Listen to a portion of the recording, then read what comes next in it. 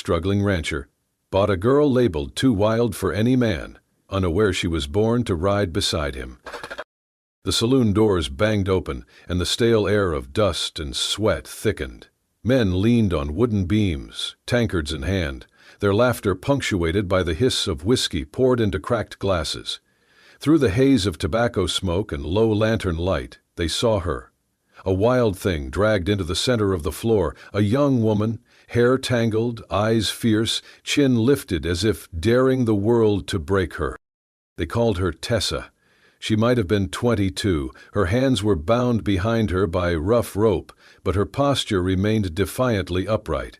She wore a faded work dress and worn boots, and dirt caked at her wrists.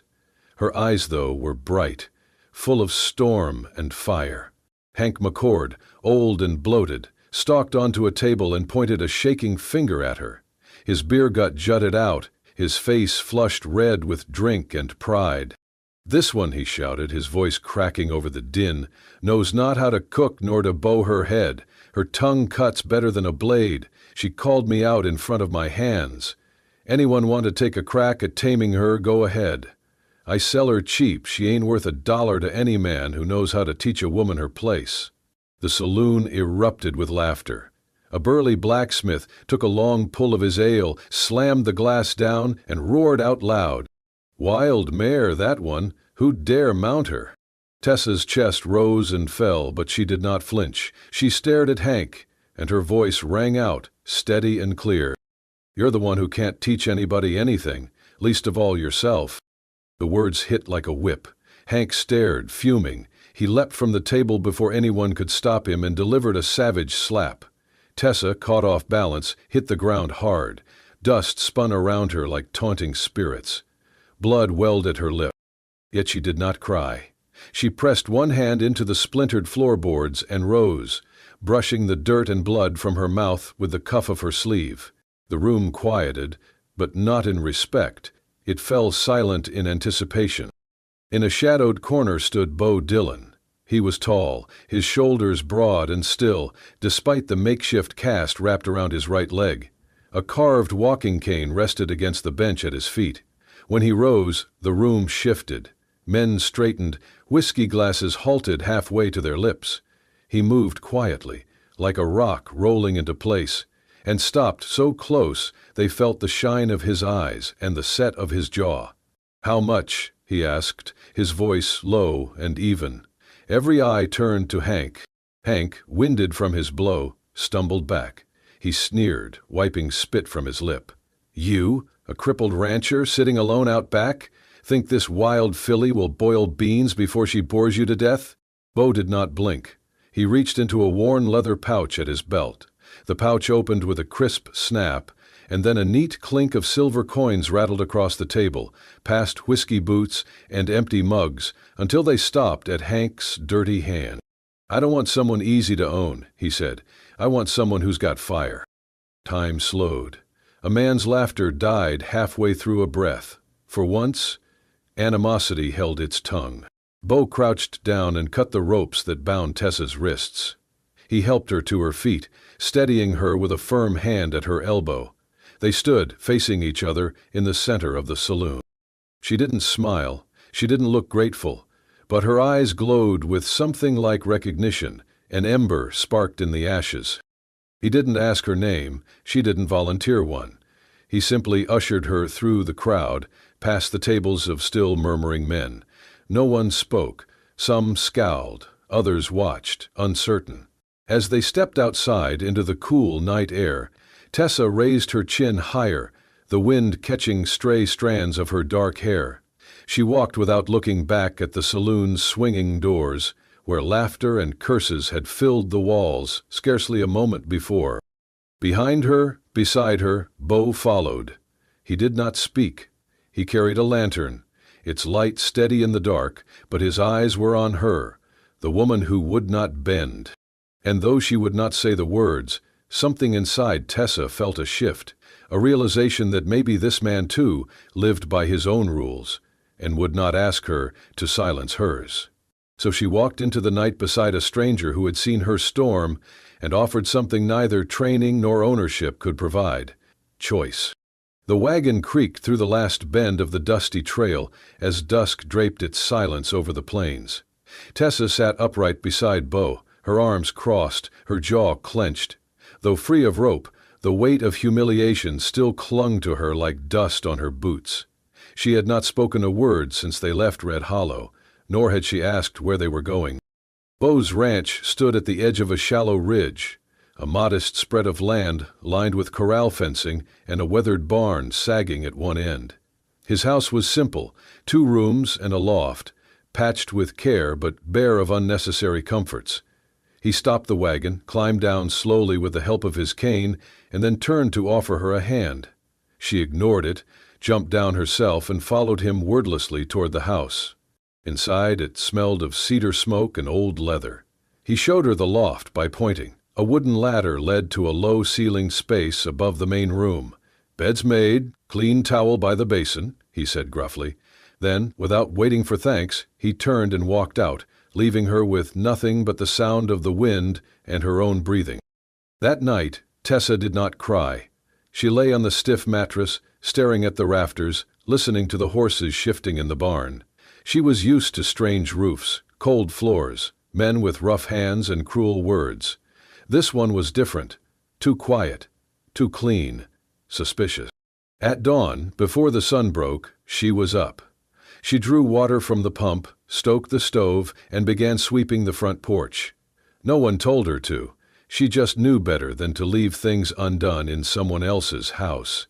By the time Bo opened the door, limping toward the barn, she had already started boiling water for coffee and was scrubbing a saddle near the fence. He paused, taking in the sight, then stepped over and dropped something on the porch rail, a pair of soft, worn leather gloves, small enough for her hands. "Do not act like you're hiding a crime," he said, not unkindly. "Work like you belong here." Tessa took the gloves. She said nothing, but something in her eyes shifted, a tiny crack in the walls she had built so carefully. That afternoon, as she chopped wood by the shed, she caught him watching her. Not judging, just watching. Her swing was practiced. She had done harder work, dirtier work. Chopping wood was almost a kindness. Bo returned to his chair by the fire, his cane leaning against the hearth. She brought him coffee. He looked up, surprised. "When?" he asked. She shrugged. "You paid for me." His jaw tightened. "I paid to get you away from McCord, not to own you." "Same thing to most folks." "Not to me." Silence filled the room again, but it was no longer the cold kind. That night Tessa lay in the loft, listening again. Not for danger, just for him, the sound of Bo shifting below, the groan of the fire settling, the quiet hush of wind outside. She did not trust him, not yet, but she no longer feared him. And for a girl who had spent her life fighting for every inch of breath and space, that was a beginning. The wind swept steady over the ridge that framed the ranch, sending dry sagebrush whispering along the fence lines. Tessa rode the property each morning now, her hair tucked beneath Bo's old trail hat, her boots dusty, her frame straight in the saddle like she had been born on horseback. She moved with purpose, checking fence posts, tossing feed, her voice calm and low as she herded cattle into the lower field. Bo watched from the porch, cane across his lap, saying little but noticing everything. Late one afternoon, just as the sun began to dip behind the hill, Bo limped toward the barn with a bucket in one hand and a halter in the other. Tessa was brushing down one of the younger horses when she heard the thud, a sharp sound of flesh against earth. She turned. Bo lay awkwardly near the trough, cursing under his breath, his cane several feet away. She ran to him, already crouching. "Do not move," he grunted. "I am not going anywhere." Without waiting for permission, she slipped her arm behind his back, another around his waist. "Come on," she muttered, lifting. "You are heavier than you look." "I look heavy," he rasped, but let her help. It was slow going. Her chest pressed against his back as she half carried, half dragged him toward the house. Neither of them spoke, but both were acutely aware of how close they were, how the line between necessity and something else flickered. When they reached the steps, she shifted him to a sitting position too quickly. His leg struck the edge of the bench with a dull thump. He winced, gritted his teeth. "Sorry," she said, eyes flicking up, then quickly away. "Not broken," he replied, voice tight. "Just bruised pride." She turned and walked into the house, not waiting for more.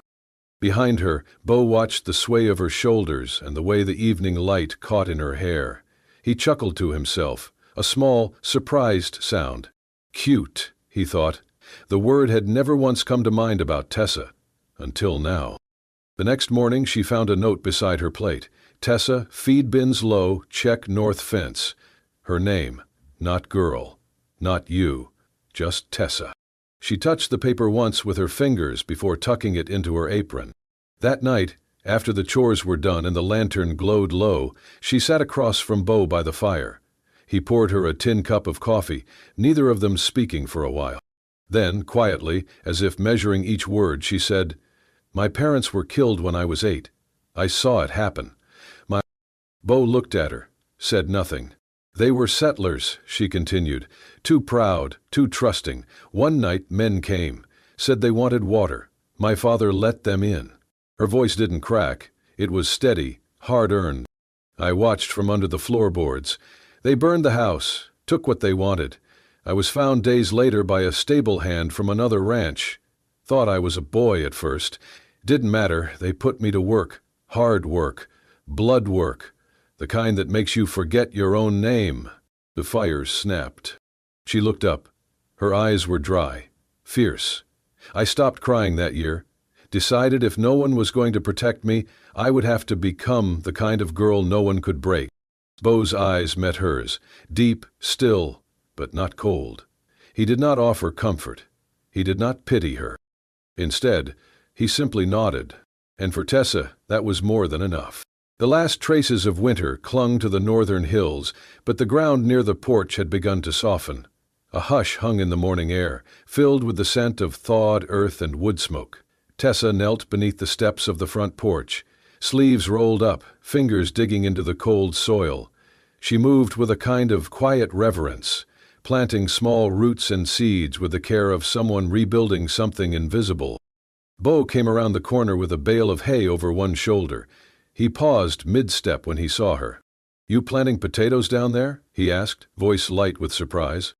Tessa glanced up, her hair falling out of its tie, a smudge of dirt across her cheek. "Nope," she said, "just a few flowers. Forget-me-nots, lavender, daisies if they take." Bo raised a brow. "I figured you only grew things that filled a belly." Tessa smiled, small but real. "Flowers grow on stone if they get enough water. I do not need much. Just a patch of dirt that ain't trying to spit me out." Bo stood still, watching her. There was something in her voice, not bitterness, not hope exactly, something quiet and persistent, like the flowers themselves. "My mother," Tessa went on, brushing dirt from her palms, "she loved planting, said every flower is a letter from the earth. After she died and I got taken, I never had ground of my own again, never stayed long enough to grow anything." She pressed her hands against her knees and stood. "Until now, I guess." Bo said nothing. He gave a slow nod, then turned back toward the house. Later that evening, when Tessa came in from watering the rose, she found a small bundle, wrapped in a linen napkin, placed in the center of the table. She opened it carefully. Inside was an old paper envelope, faded and yellowed with time. The writing had blurred, but the word seeds was still legible. She looked up as Bo walked in, setting his hat on the hook. "These yours?" she asked. "They were my mother's," he said simply. "She saved seeds every spring, said one day she would plant them when the house was right." Tessa's fingers curled around the fragile packet. "Why give them to me?" Bo looked at her, that still, unreadable gaze she had come to know. "Because maybe the house is finally right. Or maybe it just needed someone who knew what flowers were worth." She did not reply, only pressed the bundle gently against her chest. That night, neither of them spoke more of it. But something soft had settled between them, a warmth that was not from the fire, a kind of wordless promise. In a place where nothing had grown before, something had begun to bloom. The wind came up from the south that morning, carrying the smell of sagebrush and the sharp tang of dust. Bo was chopping wood near the barn when he spotted the figure riding up the main path, a man in a gray suit, too fine for the hills. His black boots polished, face clean-shaven beneath a bowler hat. The man dismounted like he owned the land and walked straight toward the porch, a satchel in hand. Bo wiped his brow, set down the axe, and limped toward the house.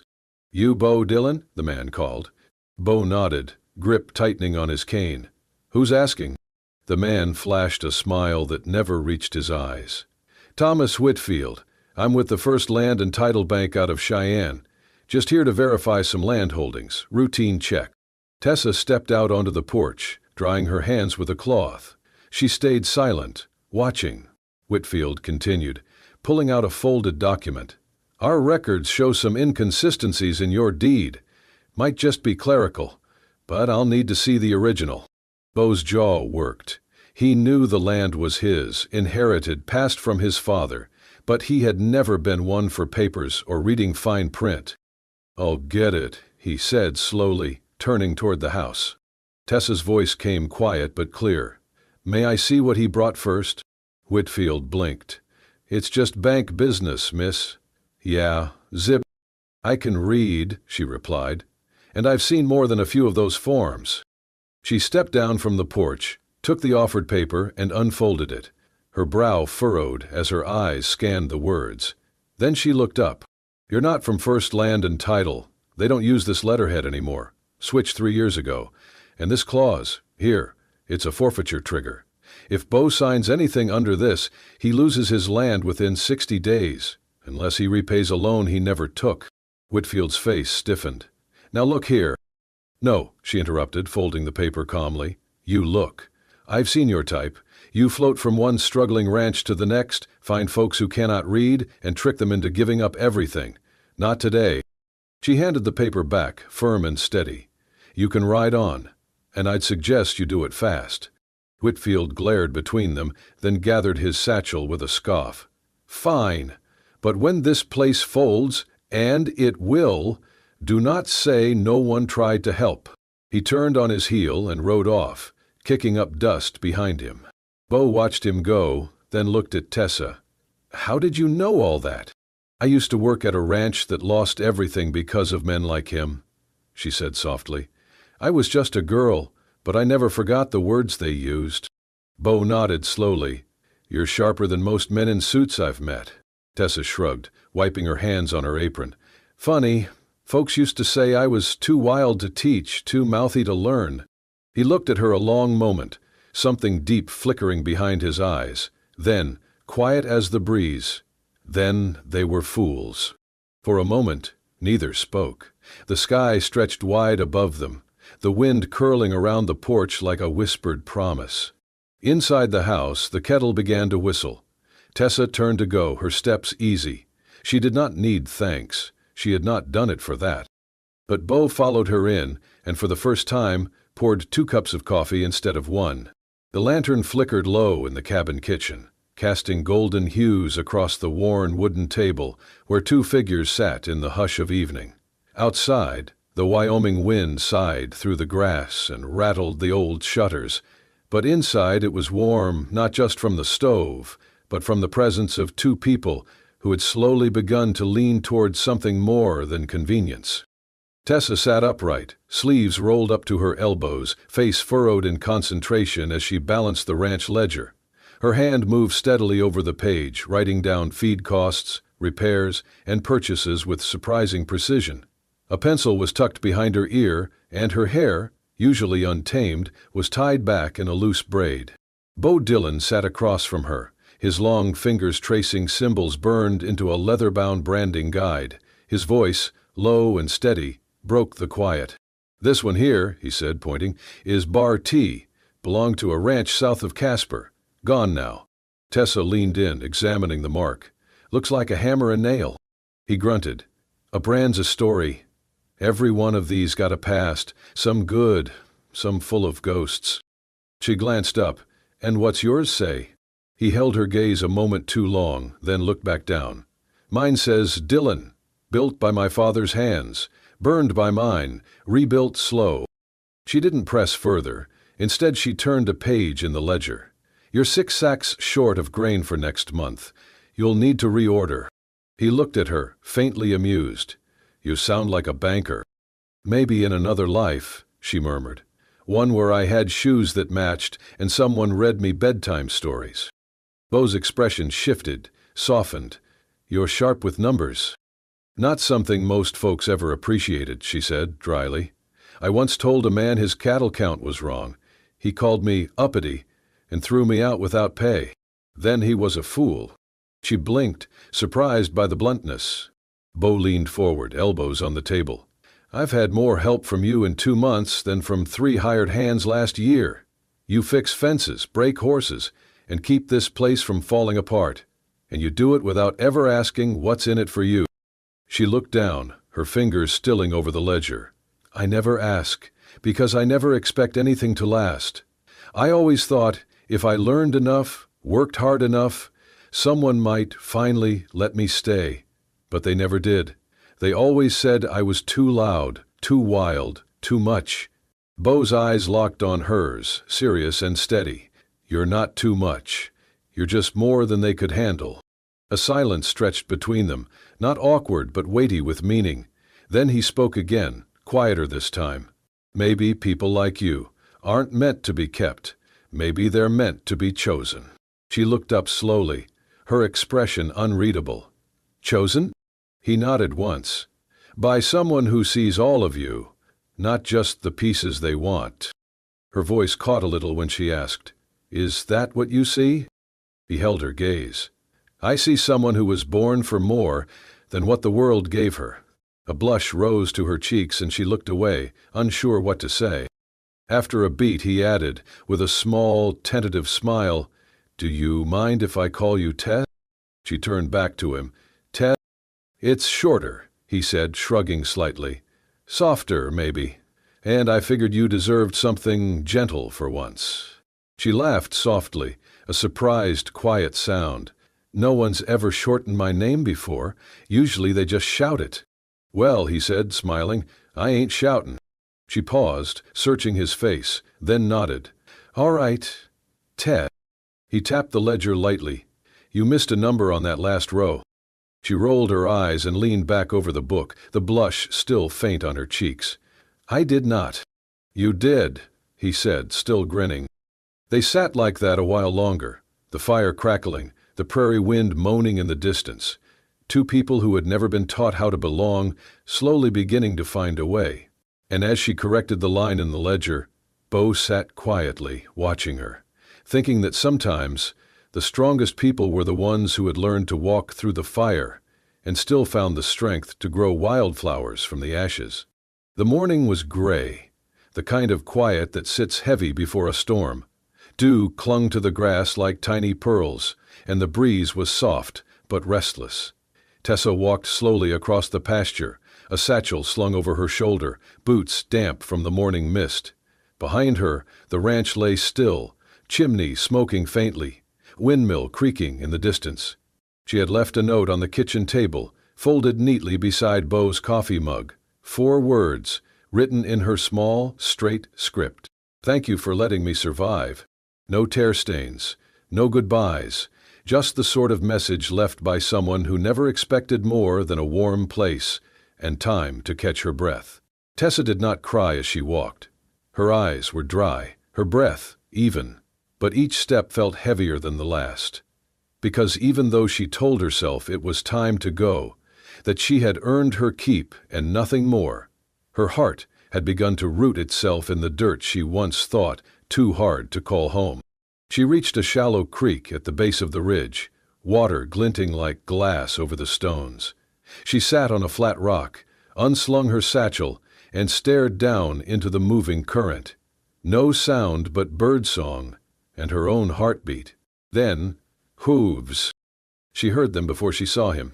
Beau's horse slowed on the ridge above. His silhouette against the pale sky was unmistakable. Tall, broad-shouldered, one knee still stiff in the saddle. He dismounted slowly, wincing slightly as his boot hit the ground. For a long second, he just stood there. Then he walked down to her. Tessa stayed seated, arms folded over her knees, not turning.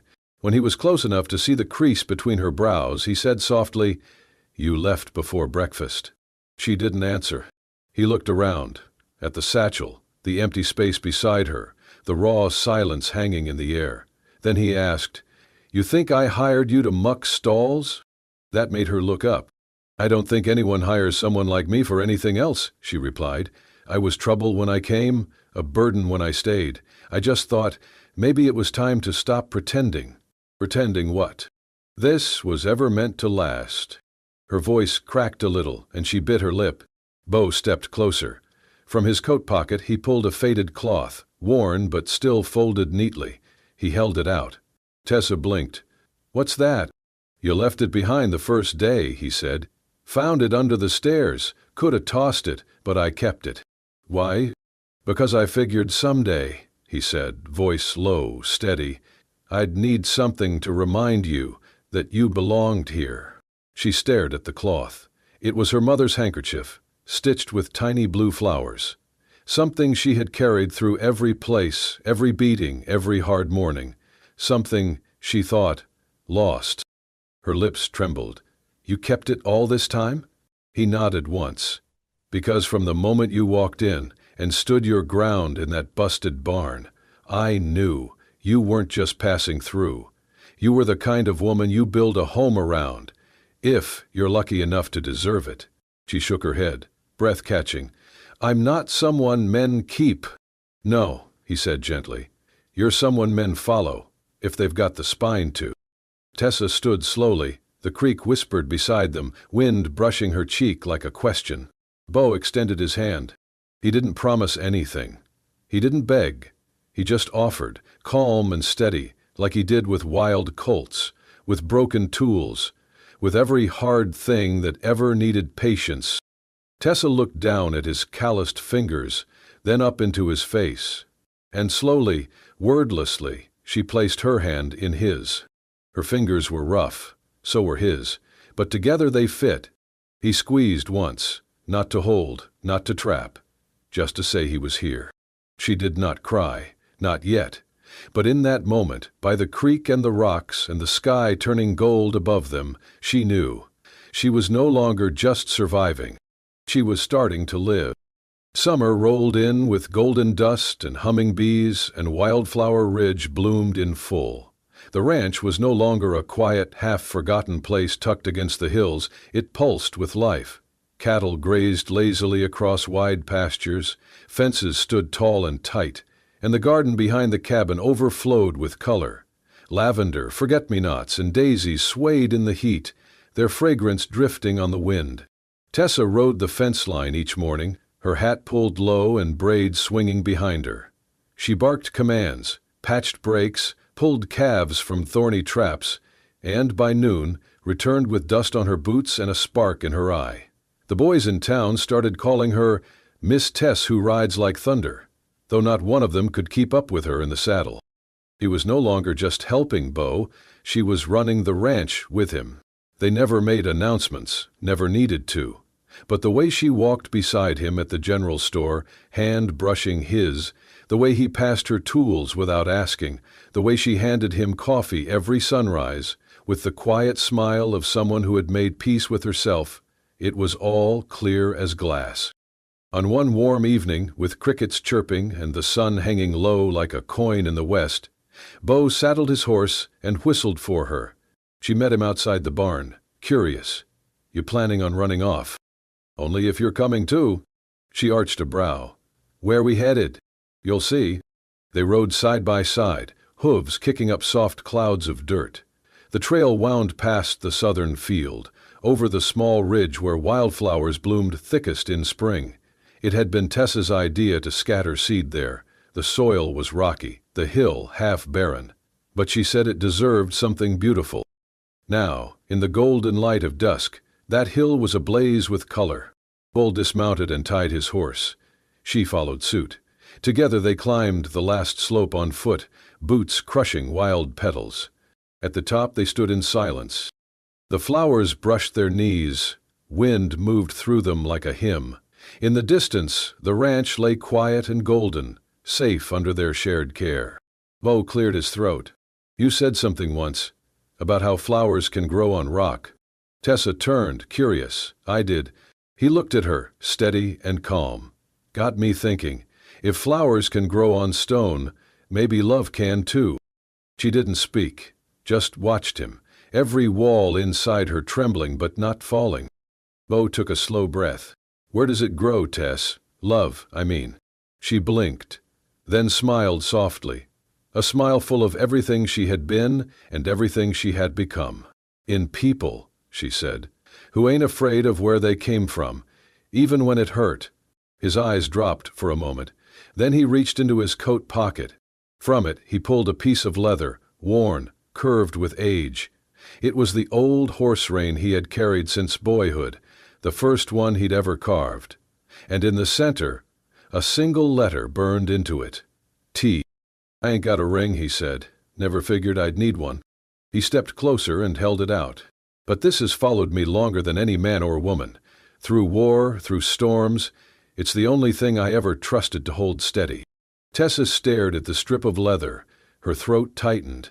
I want it to follow you now, Bo said. If you'll let it.